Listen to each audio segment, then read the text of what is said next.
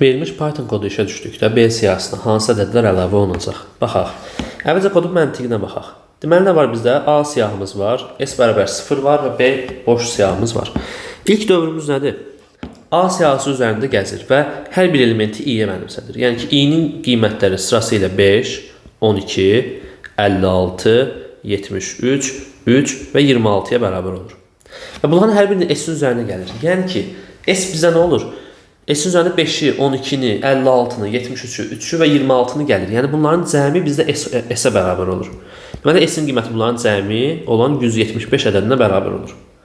Daha sonra deyək ki, növbəti addımda nə edir? Dövrdən sonra S-i A-nın uzunluğuna bölür. Yəni ki, A-dakı elementlərin sayına bölür. Yəni 6-ya. Nəyi tapmış olur? Ədəd ortasını tapmış olur. Bunu hesablasaq, bu bizdə edir 29 tam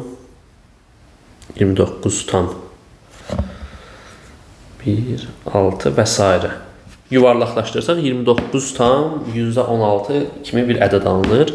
Növbəti dövrə baxaq. Növbəti dövrdə də yenə eyni dövrdür. Baxın, A siyahısındakı elementləri i-yə mənimsədir. Yəni, baxın, i-nin elementləri ardıcıl olaraq bu formada yaranır. 5, 12, 56, 73, 3 və 26.